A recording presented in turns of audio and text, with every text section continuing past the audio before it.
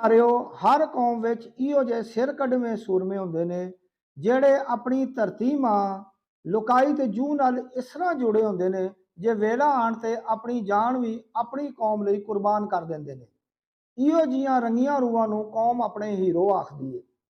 ਦੁੱਲਾ ਭੱਟੀ ਵੀ ਇੱਕ ਪੰਜਾਬ ਦਾ ਅਣਖੀ ਲਜਪਾਲ ਜੀਦਾਰ ਤੇ ਆਪਣੀ ਲੁਕਾਈ ਨਾਲ ਪਿਆਰ ਕਰਨ ਵਾਲਾ ਪੁੱਤਰ ਸੀ। ਦੁੱਲੇ ਭੱਟੀ ਦਾ ਅਸਲ ਨਾਮ ਅਬਦੁੱਲਾ ਭੱਟੀ ਸੀ। ਉਹ ਪਿੰਡੀ ਭੱਟੀਆਂ ਲਾਗੇ ਇੱਕ ਗ੍ਰਾਂ ਦੁੱਲੇ ਕੀ ਵਿੱਚ 1547 ਨੂੰ ਫਰੀਦ ਭੱਟੀ ਜੀ ਦੇ ਘਰ ਪੈਦਾ ਹੋਏ। ਇਹਨਾਂ ਦੇ ਦਾਦੇ ਦਾ ਨਾਮ ਸਾਂਦਲ ਭੱਟੀ ਸੀ, ਜਿਹਦੇ ਨਾਂ ਤੇ ਬਾਰ ਦਾ ਨਾਮ ਹੀ ਹੈ। ਦੁੱਲਾ ਭੱਟੀ ਅਸਲੀ ਤੇ ਨਸਲੀ ਮਜ਼ਾਮਤੀ ਸੀ। ਦੁੱਲੇ ਭੱਟੀ ਦੇ ਪਿਓ ਆਫਜ਼ ਫਰੀਦ ਭੱਟੀ ਤੇ ਉਹਨਾਂ ਦੇ ਦਾਦੇ ਸਾਂਦਲ ਭੱਟੀ ਨੇ ਵਿਦੇਸ਼ੀ ਹੁਕਮਰਾਨ ਮੁਗਲਾਂ ਦੇ ਜ਼ੁਲਮ ਦੇ ਖਿਲਾਫ ਜਿੱਦੋ-ਜਹਿਦ ਕੀਤੀ ਤੇ ਮੁਗਲ ਬਾਦਸ਼ਾਹ ਨੇ ਨਾਬਰੀ ਦੇ ਜੁਰਮ ਵਿੱਚ ਫਾਹੇ ਲਾ ਦਿੱਤਾ ਤੇ ਉਹਨਾਂ ਦੀਆਂ ਖੱਲਾਂ ਲਵਾ ਕੇ ਤੂੜੀ 'ਚ ਭਰਵਾ ਕੇ ਚੌਕ ਵਿੱਚ ਟੰਗ ਦਿੱਤਾ। ਦੁੱਲਾ ਉਦੋਂ ਮਾਸੂਮ ਸੀ। ਜਦੋਂ ਜ਼ਰਾ ਸਿਆਣਾ ਹੋਇਆ ਤੇ ਦੁੱਲੇ ਦੀ ਮਾਂ ਮਾਈ ਲੱਦੀ ਨੇ ਸਾਰੀ ਹਕੀਕਤ ਦੱਸ ਦਿੱਤੀ ਤੇ ਦੁੱਲਾ ਅੰਦਰੋਂ ਅੰਦਰੀ ਜੰਡ ਦੇ ਅੰਗਿਆਰ ਵਾਂਗ ਧੁਖਣ ਲੱਗ ਪਿਆ।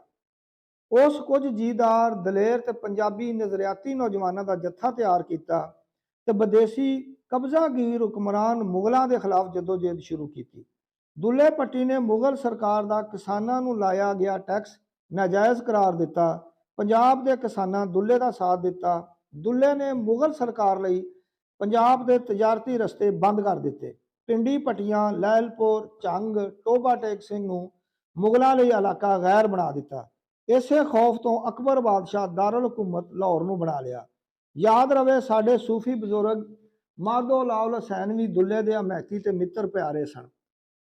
ਆਖਰ ਮੁਗਲ ਸਰਕਾਰ ਬੜੀ ਚਲਾਕੀ ਤੇ ਮੁਨਾਫਕਤ ਨਾਲ ਦੁੱਲੇ ਨੂੰ ਕਾਬੂ ਕਰ ਲਿਆ ਤੇ 26 ਮਾਰਚ 1599 ਨੂੰ ਮੱਲਾ ਨਖਾਸ ਨੌਲੱਖਾ ਬਾਜ਼ਾਰ ਲਾਹੌਰ ਵਿੱਚ ਪੰਜਾਬ ਦੇ ਇਸ ਅਣਖੀ ਤੇ ਲਜਪਾਲ ਪੁੱਤਰ ਨੂੰ ਆਪਣੀ ਮਿੱਟੀ ਤੇ ਪੰਜਾਬੀ ਕੌਮ ਨਾਲ ਪ੍ਰੀਤ ਨਿਭਾਉਣ ਦੇ ਜੁਰਮ ਵਿੱਚ ਫਾਹੇ ਲਾ ਦਿੱਤਾ ਤੇ ਉਹਨਾਂ ਨੂੰ ਮਿਆਣੀ ਸਾਹਿਬ ਕਬਰਸਤਾਨ ਵਿੱਚ ਦਫਨਾਇਆ ਗਿਆ।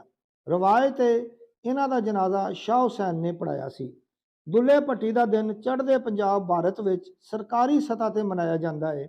ਸਾਡੀ ਸਰਕਾਰ ਨੂੰ ਵੀ ਚਾਹੀਦਾ ਹੈ 26 ਮਾਰਚ ਨੂੰ ਦੁੱਲੇ ਦਾ ਦਿਨ ਮਨਾਇਆ ਜਾਵੇ।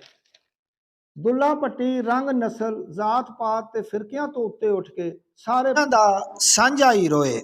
ਲੋਹੜੀ ਦਾ ਤਿਉਹਾਰ ਵੀ ਦੁੱਲੇ ਨਾਲ ਮਨਸੂਬ ਏ ਤੇ ਇਹ ਉਹਨਾਂ ਦੀ ਰਵਾਦਾਰੀ ਦਾ ਮੂੰਹ ਬੋਲਦਾ ਸਬੂਤ ਏ।